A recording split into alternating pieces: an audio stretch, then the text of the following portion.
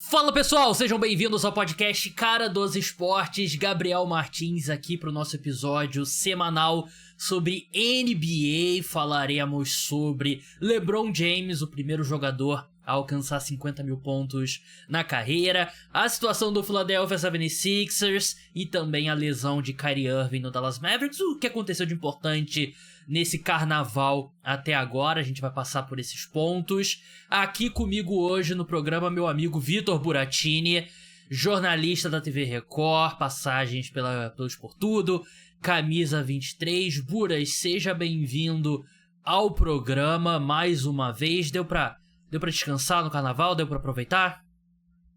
Muito obrigado aí pelo convite, Gabs. Deu sim, não estava trabalhando, então foi bom dormir bastante, joguei videogame, foi perfeito. Baita carnaval para Vitor Buratini, jogou videogame. Programa de hoje, como eu falei, vamos entrar logo nos assuntos, né? Antes, lembrando que o podcast Cara dos Esportes está no ar graças aos apoiadores do programa. Se você quer ter acesso a conteúdos extras exclusivos, como um episódio por semana, um de NFL, um de NBA, se torne apoiador, R$14,90 por mês. Tem planos também que te dá acesso a um grupo no WhatsApp dos apoiadores. Um grande abraço ao pessoal lá do grupo, muito legal, tá tudo explicadinho. Vou deixar o link na descrição, caradosesportes.com.br. Buras, LeBron James, 50 mil pontos, é o primeiro jogador a alcançar essa marca. Ele que tem essa marca temporada regular mais playoffs. Ele se tornou o maior cestinha já na temporada retrasada ou temporada passada? Agora eu não lembro. Acho que foi retrasada, né? Acho que foi. Não tenho certeza. Lembrança de ser na passada. Eu não tenho certeza, mas enfim, 50 mil pontos, longevidade do LeBron é um negócio absurdo, né? Isso a gente fala bastante, mas sei lá, acho que às vezes a gente perde um pouco o fio da meada e não aprecia tanto quanto deveria. Eu preparei uma tela aqui pra quem tá assistindo no YouTube, né? E eu vou ler pra quem tá escutando no Spotify, que aliás, eu recomendo que você escute no Spotify como podcast. Você tá no carro, tá indo pra academia, tá na academia, tá indo pra aula e tal. É a forma como eu consumo podcasts. Eu separei os números do LeBron com 20 anos, com 30 anos e agora com 40 anos, né? E é um negócio absurdo. LeBron com 20 anos, ele tinha média de 27,2 pontos por jogo, 7,4 rebotes, 7,2 assistências. Com 30 anos, 25,3 pontos, 6 rebotes, 7,4 assistências. E agora, com 40 anos, 24,9 pontos, 8 rebotes, 8,5 assistências. Vamos parar um pouco e falar que coisa absurda, né? Que é um ponto totalmente fora da curva. O LeBron é disparado o melhor jogador da história da NBA com 40 anos, né? Nunca ninguém chegou nessa idade com esse nível de rendimento do LeBron. E eu sinto um LeBron revigorado, Buras. E eu acho que é muito fácil falar, o Luka chegou, ele tá revigorado. Eu acho que é parte da equação. Mas ele tava jogando melhor antes da troca pelo Luka, né? Eu acho que ele começou a gastar mais energia em quadra. Eu sinto porque me parece que ele confia no trabalho do J.J. Redick, né? O J.J. Redick conseguia dar um padrão pra essa equipe. A defesa foi melhorando muito e a defesa continua muito boa mesmo sem o Anthony Davis. E aí chega o Luka.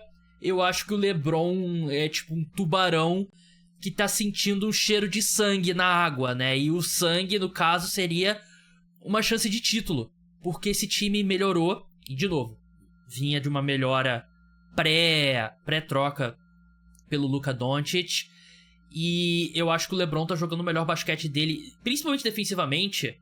Ele tá jogando o melhor basquete dele em algum tempo, e é um negócio inacreditável, né? O cara foi pai, o filho dele tá no time e ele continuou jogando nesse nível absurdo de 25-7-7, né? Que ele joga há 20 anos. É algo que completamente inacreditável. Não, sem dúvida. Eu acho que essa é a temporada do LeBron no Lakers, talvez desde o ano do título, né? Em que as circunstâncias, acho que ali são as mais bem alinhadas para ele, digamos assim, né? Então ele tem ali um técnico que ele gosta, porque a gente sabe que o Lakers sofreu aí nas últimas temporadas com Darvin Ham, que era um técnico que parecia que não tinha até aquele respeito dos jogadores mesmo, né, a confiança deles. Então ele tem agora um cara que ele confia, que dá para ver que na primeira temporada já está mostrando que tem muito futuro nessa posição. Tá com um elenco que tá encaixado, assim, a gente vê que o elenco do Lakers ainda tem lacunas, né? Ia ser preenchida uma das principais, né, que era o Mark Williams, mas acabou rolando a troca, mas o elenco, apesar das lacunas, está conseguindo render muito bem em quadra, e ele agora tem aí um cara que dá para ele jogar junto, assim, até quando ele quiser jogar na NBA, que é o Luka, né? Então, assim, se o LeBron quiser jogar mais 10 anos na NBA, ele vai ter 10 anos de Luka Doncic ali, provavelmente, em bom nível. Calma, 10 anos também já é muita coisa. Não, eu só falei um número aleatório, Sim. Não tô querendo falar, é só um número aleatório. Sim.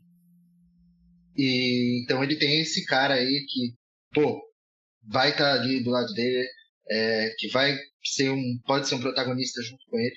Então, assim, esse é o momento mais favorável do LeBron no Lakers em muito tempo. E a gente vê esse desempenho em quadra acompanha isso, né? Você falou aí os números absurdos, né? O LeBron tá tendo... Sim, as médias dele, acho que é a segunda menor média de pontos na carreira, mas também, assim, ele tem um aproveitamento excelente de quadra, tanto dos arremessos de quadra em geral, quanto na linha de 3 pontos. Tá tendo aí uma das melhores temporadas em questão de rebotes, em questão de assistência da carreira. Tudo isso aos 40 anos e tendo jogado quase todos os jogos dessa temporada, né? Que foi uma questão que a gente sabe que teve aí alguns problemas na passagem dele no Lakers, que ele sofreu algumas lesões um pouco mais graves que fizeram com que ele ficasse um pouco mais fora de quadra. Então, assim, é o melhor momento aí do LeBron em muito tempo no Lakers, e o melhor momento do Lakers em muito tempo também, a equipe está aí na segunda colocação, só atrás aí do Thunder. Acho que tem tudo para manter ali a segunda, terceira colocação no Oeste aí. Não vejo quase nenhum time sendo capaz de ameaçar essa posição deles. Não acho também que eles vão conseguir mais do que a segunda colocação, porque acho improvável que qualquer equipe do Oeste consiga. Mas realmente aí, o futuro do Lakers e o presente parecem muito promissores. Eu concordo com você. É o melhor nível que o LeBron joga. Quer dizer, é o melhor time dos Lakers desde o time da bolha, né? Desde o time de 2020, né? E aquele ano, claro, eu não sou daqueles que... Acho que nenhuma pessoa séria diz que aquele título não vale, né? Só uma pessoa que quer ser hater do LeBron, do Lakers e tal, porque... Mas é um título com uma particularidade, né? É um título que foi um tiro curto, né? Porque a liga parou por conta da pandemia, aí volta pra aquele tiro curto, sem viagem, teve ali uns 3, 4 jogos de temporada regular, depois playoffs, não tinha torcida, então era um ambiente muito mais controlado, que eu acho que ajudava um time um pouco mais veterano, como era aquele time dos Lakers. E os Lakers assumiram a segunda colocação, como o Buras falou, e eu concordo, eu acho que eles vão ficar por ali. Ainda tá tudo muito embolado, né? Acho que não dá pra afirmar com certeza que, vai ser isso seguindo em frente, né? Eles podem cair pra terceiro, podem cair pra quarto, podem ficar na segunda colocação. A única certeza é que a primeira colocação do Thunder tá segura, porque ele já tem uma vantagem significativa. Eu tinha até aqui a classificação. 11 vitórias a mais que o Thunder tem em relação aos Lakers. Eu já falei bastante sobre o que eu acredito sobre esse time dos Lakers. Eu acho que o Ricardo Sabolito do Jumper, quando ele participou aqui do programa, ele fez uma definição que eu concordo muito, Buras. Que ele dizia que se ele tivesse que apostar num time entre Warriors e Lakers pra chegar na final da conferência, ele apostaria no Warriors. Mas se ele tivesse que apostar num time pra vencer o Thunder, ele apostaria no Lakers. Porque ele acha que o Lakers tem um teto maior. E eu concordo. O Warriors vem num grande momento também. Mas a sua opinião, Buras, antes de falar sobre um ponto mais individual do LeBron, você acha que esse time do Lakers é um candidato real ao título? Cara, é difícil de falar isso, na minha opinião. Eu não acho que seja, sendo bem sincero, candidato ao título, mas eu acho que dá para chegar nas finais da NBA, mas eu não vejo eles mais fortes, talvez, do que o Boston Celtics. Aliás, eu não vejo eles melhores que o Celtics. Eu acho que tem 3 times acima dos demais, eu acho, hoje. Eu acho que tem o Cleveland Cavaliers, o Boston Celtics e o Oklahoma City Thunder. Eu acho que eles estão acima dos demais. Eu colocaria o Denver Nuggets logo ali, talvez... Dá pra me convencer a fazer um grupo de 4 times, mas acho que pelo menos meio degrau.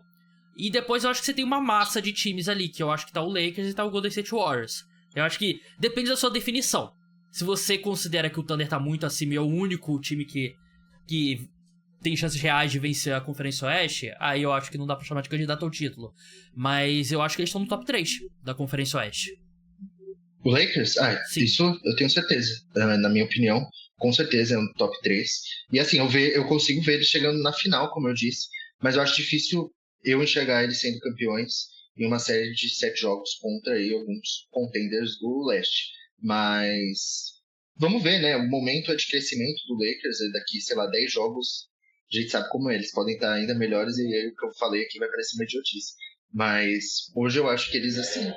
Eu acho que o teto deles é final. Imagina Lakers e Celtics, LeBron e Luka de um lado, toda a rivalidade seria gigantesco. Lakers e Cavaliers também, né? A final, são as finais que a NBA sonha. Pô, ia ser porque ano passado as últimas 2 finais não tiveram grandes audiências, né? Porque primeiro, tudo bem, Boston Celtics, mas havia um desnível, né? E ficou bem claro cedo que havia um desnível entre Dallas Mavericks e Boston Celtics. Mas pra encerrar essa conversa, eu tenho começado a ver muito nas redes sociais um movimento LeBron MVP. LeBron aos 40 anos e tal, seria um grande feito, né? E LeBron tá daquela corrida contra o Michael Jordan, que na minha opinião ele ultrapassou. Eu acho que o LeBron é o maior jogador de todos os tempos. Mas, Buras, como que você vê essa possibilidade? Eu vou dar minha opinião, não quero te influenciar, mas a minha opinião é que, pô, é muito legal discutir e tal, mas aí eu acho que o pessoal tá um pouco...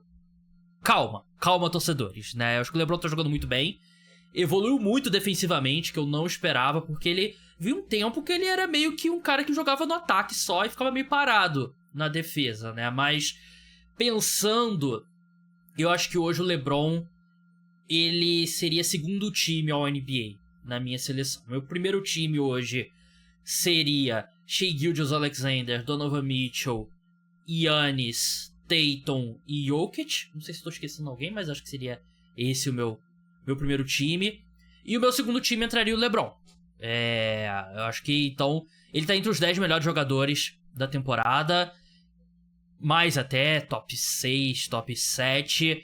Mas eu acho que pra MVP aí eu já acho um exagero. E acho difícil ele fazer... Eu acho que o Jokic e o Shai já fizeram tanto esse ano, que eu acho que o LeBron, principalmente o LeBron aos 40 anos, eu acho difícil dele alcançar. E também nem acho que ele deveria correr pra isso, né? Porque o objetivo é que ele chegue nos playoffs na melhor condição física possível. Então não acho que ele chega lá e nem acho que deveria ser o objetivo dele. Eu acho que assim, óbvio que o momento aí recente do Lakers vai fazer com que as pessoas tenham essa visão que aí talvez ele merecesse entrar pra corrida. Mas acho que a narrativa é muito forte, né? A narrativa é muito forte. Em questão de narrativa, talvez seja aí a mais foda, digamos assim. Mas pra mim, os dois únicos concorrentes hoje ao prêmio de MVP é Shai e Jokic. Eu consigo colocar o LeBron no meu first team, mas eu acho que o Jokic e o Shai estão jogando num patamar... Cara, é que hoje em dia pode ser... Os times da NBA não precisam ter posição, né? Então eu colocaria ele até no lugar do Donovan Mitchell. Você colocou aí, por exemplo. Eu acho difícil, porque a temporada do Cleveland Cavaliers, você não ter o Donovan Mitchell, que é claramente o melhor jogador do time. Mas, eu acho possível, viu? Eu colocaria, por exemplo. E acho que a narrativa também ajuda mais do que o Donovan Mitchell, nesse caso. Em questão de votos e afins. É possível. É possível. Mas eu acho que é só o Shai ou o Jokic, nesse caso. Com o Jokic eu ainda coloco ele acima do Shai. Mas apesar de eu achar que a distância vem diminuindo nas últimas semanas aí, né?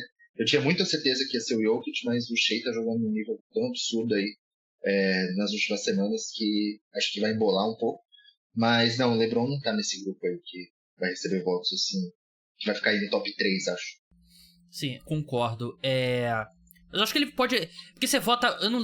Você vota top 5 hoje em dia, né? No MVP, né? Isso. Eu não ficaria surpreso se ele receber alguns votos pra quinto colocado, né? E ele sempre vai ter um apelo muito forte, né? E MVP é muita história, né? Um MVP de 40 anos seria um negócio absurdo, né? E o último ponto que eu tenho é... Tom Brady e LeBron James. LeBron James e Tom Brady foram muito comparados, né? Porque dois astros, discutivelmente o maior de todos os tempos na sua respectiva liga e com uma longevidade absurda. Eu acho que o que o LeBron tá fazendo agora é mais impressionante do que o que o Tom Brady fez. Porque por mais que... futebol americano, esporte difícil e tal, não sei o quê. Futebol americano, o quarterback é meio que algo à parte, né? Você vê o Tom Brady, ele não tá se movimentando tanto, ele sabe muito bem evitar pancadas e tal, e eu acho que jogar basquete como o LeBron joga, né? Atacando a cesta, pulando, dando enterrada, dando toco e tal, eu acho que é mais impressionante do que o Tom Brady fez. Então acho que se tivesse uma corrida de longevidade, quem que é a superestrela com a longevidade mais impressionante, eu acho que eu daria o prêmio. Acho que eu daria pro LeBron, e o prêmio seria do LeBron James. Vamos avançar agora para Philadelphia 76ers. Antes, lembrando o pessoal que tá escutando, tá assistindo, se você estiver escutando no Spotify, segue, deixa 5 estrelas lá, que é muito importante para o podcast. Se estiver no YouTube, crescendo bastante os números no YouTube, deixa like, deixa comentário, se inscreve no canal. Buras, Joel Embiid fora da temporada, era meio que esperado quando começaram as especulações, né? Começou uma história de que ou ele poderia operar como é que é o nome daquele negócio no joelho? Caramba! Me lembra aqui, Buras. Rótula, patela, sei lá. Não. Eu esqueci agora. Que é um negócio que às vezes tem que dar uma cortada, assim. Caralho, não é o ligamento. Foda-se. Então tinha uma história que não, poderia ter que quebrar um osso no quadril dele pra aliviar a pressão. Puta merda, o Embiid continua reescrevendo os livros de medicina esportiva, mas a partir daquele momento tava claro que eles iam fechar a temporada do Embiid. Paul George rapidamente tá subindo nos rankings do pior contrato da NBA, porque ele não é nem sombra do que ele foi. O que nos leva à discussão sobre o futuro do Philadelphia 76ers, Buras. E eu separei aqui alguns números. O Embiid e o Paul George vão combinar para 106 milhões de dólares na próxima temporada, 113 milhões na outra, 120 milhões em 27 e 28. Aí o contrato do Paul George chega ao fim. O contrato do Embiid vai até a temporada 2028-2029, que ele vai receber 69 milhões de dólares. E o teto salarial esse ano foi 140 milhões de dólares. Você imagina que vai subir ali para 150. Então 2/3 da folha salarial do Philadelphia 76ers na próxima temporada será Paul George, será Joel Embiid. O que o Philadelphia 76ers faz, Buras? O que a equipe tenta fazer para salvar aí a franquia a médio prazo? Tem algum caminho pra isso?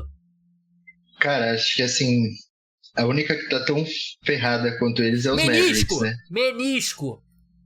Porra, Boa. Menisco, caralho, me lembrei agora. Os únicos que estão tão ferrados quanto eles são os Mavericks, né? Porque assim, o Sixers esse ano também pode não ter a escolha deles, que é top 8 protegido do Thunder, né? Top 6. Então assim, eu acho... É top 6 isso.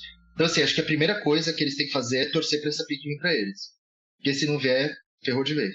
Você tem aí o Joel Embiid com 30 anos de idade, que hoje em dia, qual o valor que o Embiid tem? Eu acho que é um dos jogadores mais difíceis de se definir qual o valor, porque é um cara que recentemente foi MVP, que também foi cestinha da liga, mas simplesmente não consegue ficar saudável, a tendência é só piorar, e tem esse contrato horroroso que você falou. Então assim, o Sixers está meio que preso, eu acho basicamente ninguém vai trocar pelo Embiid em nenhum momento. E isso seria talvez o melhor para os Sixers, né? Seguir em frente. Porque essa parceria acabou não rendendo o que esperava, né? Paul George também aí tá com mais de 34 anos, fazendo mais 50 milhões por ano, também é um contrato que é basicamente introcável hoje. Assim, para você conseguir trocar todos esses contratos, você deveria dar ativos junto, né? E o Sixers também não tem ativos tão interessantes para fazer isso.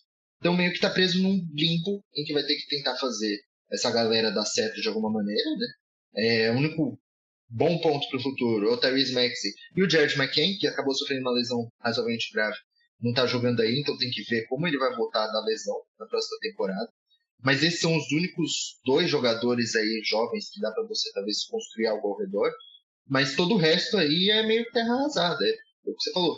2/3 da folha salarial dos caras vão ser em 2 jogadores que não conseguem render e ser consistentes em quadro, não conseguem às vezes nem ficar em quadro. Então, assim, é um presente e um futuro muito nebuloso aí pro torcedor dos Sixers, né? Que eu acho que, assim, óbvio, tudo pode mudar dependendo da escolha que eles conseguirem nesse próximo draft, mas eles podem nem conseguir essa escolha. Então, assim, é tudo muito indecidido. Cara, eu concordo. Eu acho que eles não têm opção que não seja rezar pro Embiid aparecer saudável na próxima temporada, né? E o Embiid, ele tá meio que entrando naquela de a minha pior decisão vai ser a próxima, né? Porque ele é um cara que, desde que ele entrou na NBA, ele literalmente deixou de jogar metade das partidas do Philadelphia 76ers. Não é um exagero. Eu não lembro exatamente o número. Acho que deve ser até mais do que a metade. Eu acho que ele passou de metade agora, mas era tipo 200, sei lá. Não, 200 é pouco, né? Ele tá aí, quantos anos? 10 anos na NBA? Tipo, 400 jogos, era 400 e pouquinho, ele passou recentemente. Deixou de jogar mais partidas do que ele ficou em quadra pelo Philadelphia 76ers. Ele terminou a temporada machucado, temporada passada, e força a barra pra jogar as Olimpíadas. Tudo isso, pra o dia que ele se aposentar, ele fala, pô, vocês não podem falar que eu nunca conquistei nada, aqui é a minha medalha de ouro. E tem uma brincadeira do Ryan Russillo, né, que é um dos principais caras que falam sobre a NBA, cobrem a NBA nos Estados Unidos, que quando chega no Hall da Fama, quando o cara se aposenta, o quão mais rápido você cita a medalha olímpica do jogador, significa que pior é o currículo do cara. Porque, vamos ser bem sinceros, conquistar uma medalha de ouro com os Estados Unidos, o peso é muito pequeno, né? Os Estados Unidos provavelmente teria conquistado sem o Embiid, apesar do Embiid ter sido importante principalmente na semifinal, né, contra a Sérvia, né? Acho que foi um jogo que os Estados Unidos precisaram dele. Mas ele claramente forçou a barra pra isso, pra poder dizer, pô, eu tenho aqui, ó, tem uma medalha aqui, conquistei. E aí ele chega no início da temporada regular, fora de forma, ainda se recuperando da lesão. Aí tinha todo aquele mistério, ele vai jogar no início da temporada, vai jogar, aí ele fala que não vai jogar mais back-to-back, né, que é aqueles 2 jogos em dias consecutivos e tal. E aí, no domingo do Super Bowl, eles meio que tentam enterrar a notícia de que o Embiid precisaria passar por uma nova cirurgia. Aí, poucas semanas depois, sai a notícia de que ele, pra jogar, ele tava precisando tomar injeção. E você vê claramente em campo, em quadra, ele não tava conseguindo se mover, né? Ele ainda, porque ele é um cara muito técnico, ele conseguia ali receber a bola ali na meia distância, chegar na linha de lance livre, conseguir os pontos dele e tal, mas defensivamente ele não era nem sombra, né? Ele não conseguia se mover quase lateralmente, né? Então, acho que os 76ers chegaram a uma conclusão inevitável, né? Que ele não tinha mais condição de jogar, né? E acho que o Buras falou muito bem. O que você vai trocar o Embiid? Quem que vai dar algo pro Embiid? Eu acho que o máximo, assim, num cenário muito absurdo, eu consigo ver um time, pô, toma aí, ó, contratos expirantes pelo Joel Embiid. E se você é o 76ers, o que você vai fazer com um contrato expirante, né? Você, assim, eu acho que o Tyrese Maxey e Jared McCain, pô, muito legal ter os dois. Construir ao redor de 2 guards de menos de 1,90 m é o caminho. Não é o caminho pra você construir um time competitivo, né? E o único cenário, Buras, que eu consigo ver eles tomando uma decisão drástica de trocar o Embiid mesmo sem receber nada é se eles ganharem a loteria.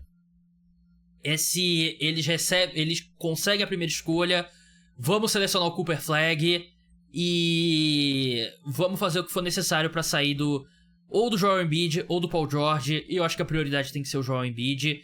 E eu tô olhando aqui a loteria, eles têm no momento a 6ª pior campanha, né, empatado com o Brooklyn Nets. Eles têm 21 vitórias. O Brooklyn 21, Toronto 20, Pelicans 17, Utah Jazz 15, Charlotte Hornets 14 e Washington Wizards 11. Eu acho que existe um mundo que eles conseguem entrar ali no top 5 das odds, né? E a gente tem visto acontecer com alguma frequência, né? Não ser a pior campanha. Meu Pistons que sabe, ter a primeira escolha geral. Então eu acho que é a única forma dos Sixers saírem desse buraco. Se não for o Cooper Flag, tiver uma sorte incrível, eu acho que é isso. Eu acho que eles não têm outro caminho que não seja torcer pro Embiid estar saudável, pro Paul George estar saudável e o Jared McCain saudável e ver no que vai dar, né? O que é extremamente deprimente se você é torcedor do 76ers.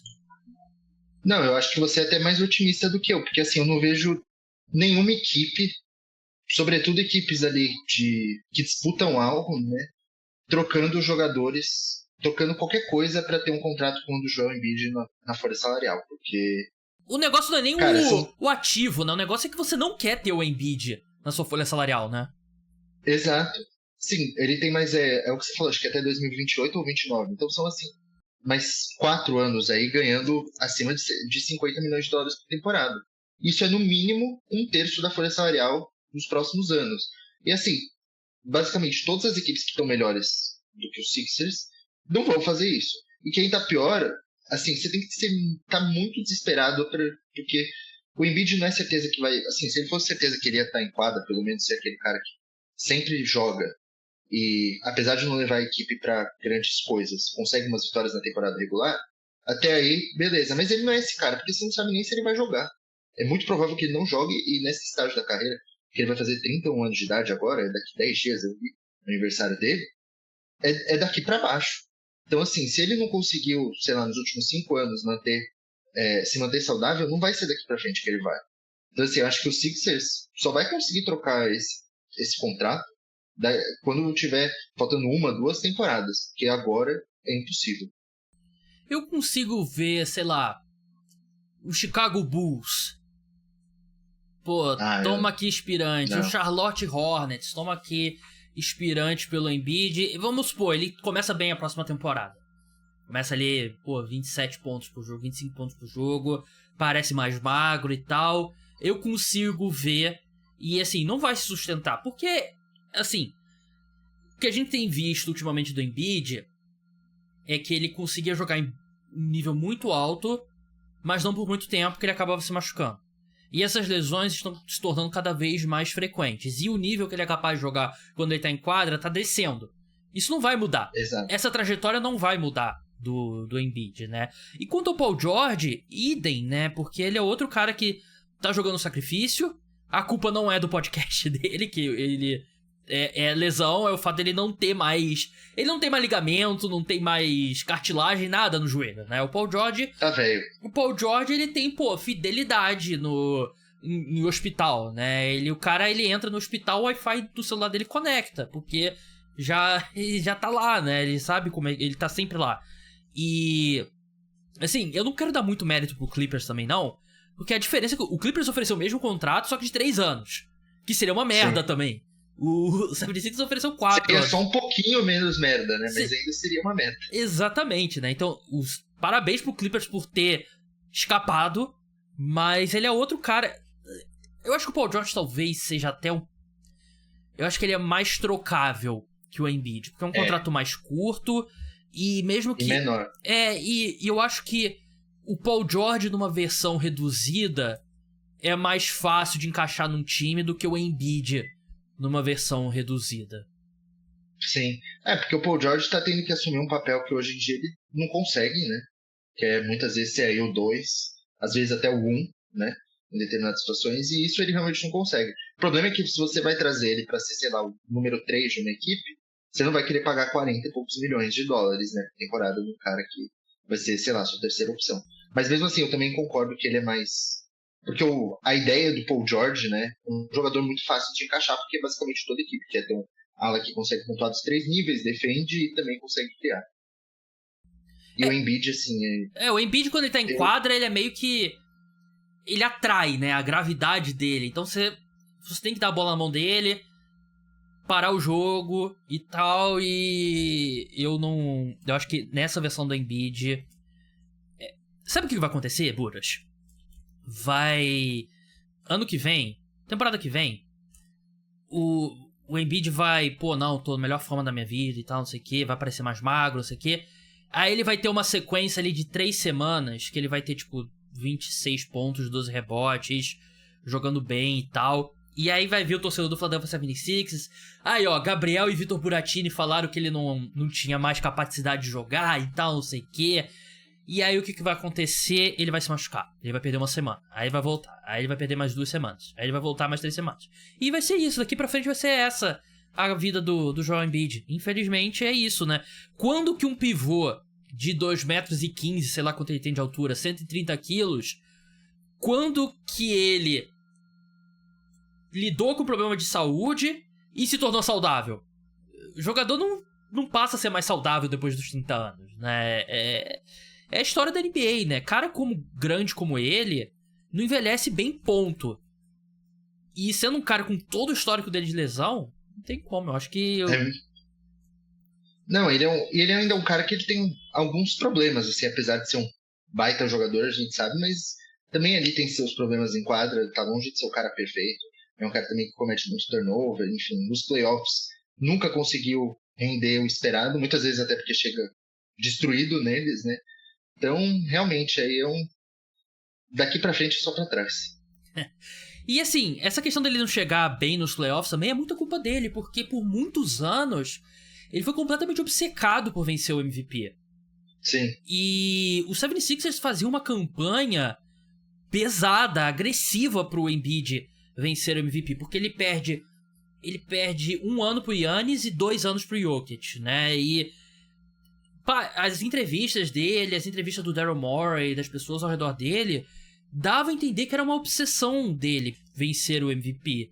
Só que aí vem em detrimento um cara que a gente sabia que ele não podia jogar o volume que ele tava jogando, né? Que tinha que ser feito um planejamento para ele chegar melhor nos playoffs. Ele eventualmente consegue vencer o MVP, e desde então ele nunca mais foi o mesmo jogador, né? E você pode falar, teve aquele início da temporada passada que ele começou muito bem. E ele se machucou, porque é a história do Embiid, ele não aguenta mais. Da vida dele.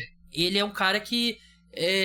tudo bem, é muito azar as lesões dele, porque tem muita lesão que, ele leva uma porrada na cara do Siakam e quebra o nariz. E aí é azar, cara. Aí não tem muito o que fazer, né? Mas ele tem muitos problemas também, que eu acho que é...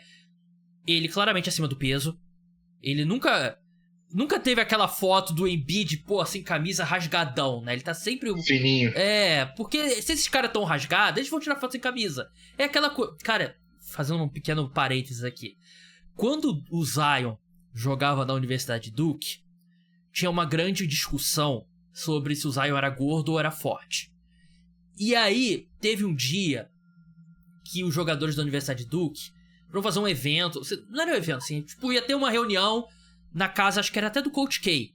E eles foram todos na piscina da casa do Coach K. Um jogador da Universidade de Duke mergulhou de camisa. O Zion. E aí, na época, teve um cara que eu gosto muito, que é o Mark Titus, que ele cobre basquete universitário, ele falou, e eu tenho lugar de fala também como uma pessoa gorda. Entrar na piscina de camisa é coisa de gente gorda. Porque você não se sente confortável sem camisa. E ali, naquele momento, decidiu. O Zion não era só forte. Ele se sentia... Pelo menos ele se sentia gordo. E o fato de não ter... o Embiid postando aquela foto no Instagram, ele rasgadão, é porque ele nunca teve esse físico, né? Ele tava sempre um pouco acima do peso, o Embiid. Sempre pesado. E, com 26, 27 anos, ele conseguia carregar esse peso. Com 31, 32, o corpo dele não aguenta mais, né? Então, acho que é muito... não, se não são as consequências das minhas próprias ações, né? A situação do Joel Embiid. Vamos falar sobre Dallas Mavericks agora. Kyrie Irving fora da temporada, rompeu o ligamento cruzado anterior. Na hora que a gente tá gravando aqui, que é quarta-feira de cinzas, dia 5 de março. Parece que o Anthony Davis ainda não tá certo se volta a jogar ou não, que vai discutir, vai ver. De repente o Dallas Mavericks muda ali rumo ao tank. A gente já viu essa franquia fazer isso, né? No draft que eles conseguem o Derek Lively, eles perdem de propósito o último jogo da temporada pra entrar na loteria, não ir pro play-in. Eles conseguem o Derek Lively, né? Que é um jogador bem útil. Mas, assim, se a temporada dos Mavericks... O torcedor dos Mavericks tava um completo inferno, ficou pior ainda porque agora você não tem Kyrie, você não tem ninguém capaz de criar o próprio arremesso consistentemente nesse time. E o que o Mavericks faz, Buras? Porque o Kyrie também, assim, não é nenhum garoto, vai fazer 32 anos agora, se eu não me engano, e voltar de uma lesão, um jogador que o jogo depende muito de mudança de direção e tal, não é uma lesão tão simples assim de voltar, né? E aí? O que é o futuro do Dallas Mavericks? O Kyrie, na verdade, vai fazer 33 anos daqui uns dias. Então, assim, claramente já tá indo pra parte final aí da carreira dele, né? Eu acho que o Mavericks, pra mim, é um cenário um pouco semelhante ao do Sixers aí. Porque também tem um jogador aí que tem histórico de lesões, que é o Anthony Davis, né? Que também tá com um contrato aí de mais 3 anos, ganhando mais de 55 milhões por temporada. O Kyrie, pelo menos, o contrato acaba na temporada que vem. Só tem mais um ano aí. Ele só deve voltar aí, acho que no meio da próxima temporada, né? Algo do tipo. Peraí, mas não era o objetivo do Dallas Mavericks. O Dallas Mavericks, eles queriam competir agora, né? Você já tá falando de mundo pós-Anthony Davis, cara, e mundo pós-Kyrie Irving?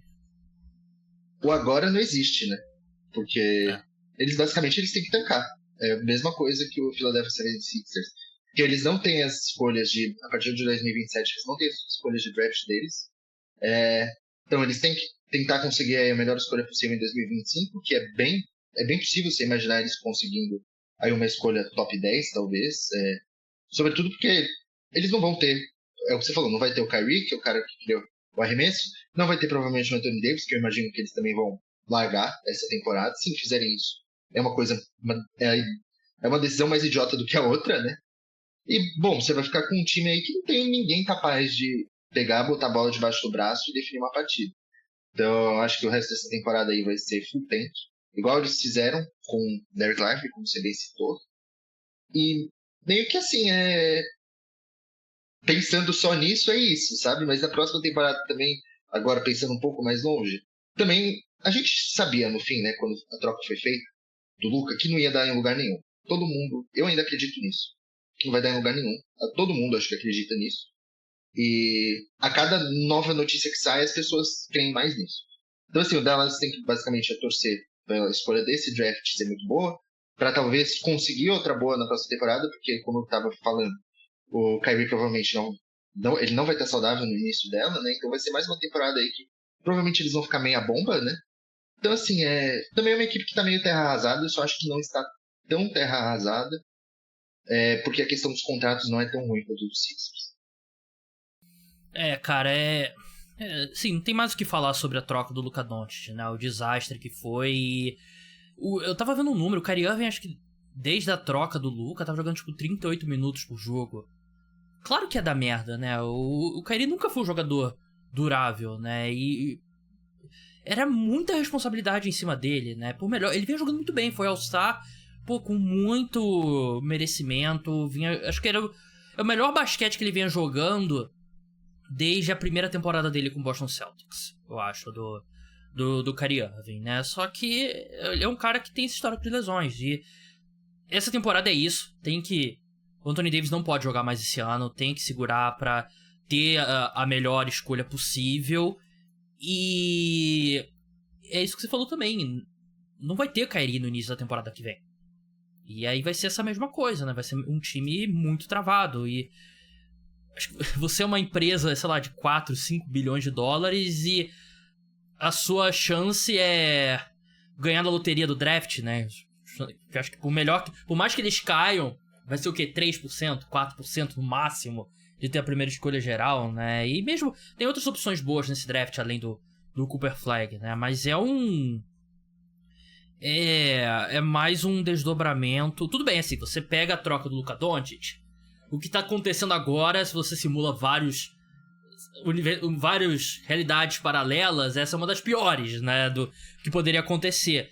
Mas ainda assim, eles apostaram no mundo que, pô, Kyrie Irving e Anthony Davis vai levar a gente ao título. E cada vez mais parece que o Nico Harrison, que vem saindo de notícia e tal, ele achava que o Luka meio que ia virar o Embiid no 76ers, né? Cara fora de forma e tal, que não podia confiar. Porra! O Luka levou o Mavericks à final da conferência no ano, à final da NBA no outro ano, e ainda tem 25 anos, e a gente tá vendo... É 5 anos mais novo que o Embiid. Eu acho que... O Embiid é um pivô que depende ainda mais das questões físicas. Sim, não é... É incomparável. Não é um cara que... Um criador primário, né, como é o Luka, é completamente inacreditável. E... assim, se tinha qualquer chance de dar certo essa visão do Nico Harrison... Eu acho que foi por água abaixo, porque você provavelmente não vai ter o Kyrie Irving saudável até... Eu diria que 25, 26, eu acho que a gente não vê o Kyrie Irving saudável. Seria 26, 27. E aí já vai ser um jogador de 34 anos. Um jogador que você nem sabe se vai estar no Dallas Mavericks, né? Porque o contrato dele se encerra depois da próxima temporada, né? Então, qualquer chance de dar certo foi por água abaixo. Não, e, assim, realmente é... Mesmo que desse certo... Não faria que a troca tivesse sido certa, né? Porque, fosse boa. Não teria como. Isso aí só foi um azar extra pra provar ainda mais que a troca foi péssima. Mas é meio que isso, assim, o Mavericks tem que torcer pra... Tem o quê? 20 jogos aí? Dá pra se perder muito... Dá pra se perder... Perde os 20. A enorme maioria. Dá pra... Assim, se você fizer força ali, dá pra se perder uns 17, 18. Porque sem Anthony Davis e sem Kyrie Irving não vai ter ninguém, assim. Vai ser quem o principal? O PJ Washington? O Spencer Dinwiddie? Então, assim, vai ser um fim de temporada horrível, torcedor do Mavericks. Mas se eles forem compensados com uma escolha boa de draft... Assim, é um draft muito melhor do que o último, que particularmente está me surpreendendo, alguns jogadores, né? Mas esse, em questão, assim, de nomes, assim, é bem melhor, né? Acho que ali até o top 10 você consegue escolher excelentes opções. E é ali que eles têm que focar, né? Verdade. Cara, o torcedor dos Mavericks acho que levou o maior soco na cara que eu lembro de ver uma torcida da NBA levar. Porque eles vinham de uma final de conferência, uma final da NBA, Luka Doncic de novo ainda, 25 anos, peças jovens interessantes, e aí... Um elenco coeso ali que, pô, sim, tava melhorando ali. Só quem se ferrou mais foi o Klay Thompson, né? Coitado do Klay, não, né, esse cara? Aí... Pelo menos ele tá se ferrando, assim, tá jogando num time sem pressão, ganhando 16 milhões por temporada. Ele vai botar a bola debaixo do braço agora, né? Toca pro pai. Vai tentar bater o recorde ali de bola de 3. Assim, esse é o melhor momento pra ele tentar esse tipo de coisa. Verdade. Porque não tem mais ninguém. Muito deprimente. Buras, muito obrigado pela sua participação aqui no podcast Cara dos Esportes. Eu não vou indicar pra você seguir ele, porque ele é um desses chatos que tem perfil bloqueado. Só poucos privilegiados que têm o prazer de ver os pensamentos da mente de Vitor Buratini. Mas, Buras, brigadão aí pela sua participação. Até a próxima. Obrigado a você e todo mundo que ouviu. Pessoal, não deixem de seguir no Spotify, deixar 5 estrelas, se inscreve no canal, deixa like, deixa comentário. Podcast Cara dos Esportes de NBA no feed aberto volta na semana que vem. Lembrando que após a semana que vem vou tirar férias dos esportes. Então vou tirar minhas primeiras férias desde que eu comecei o Cara dos Esportes em 2019. Então vou ficar ficar 3 semanas fora aí, 2 semanas e meia talvez. Mas um grande abraço a todos. Tchau.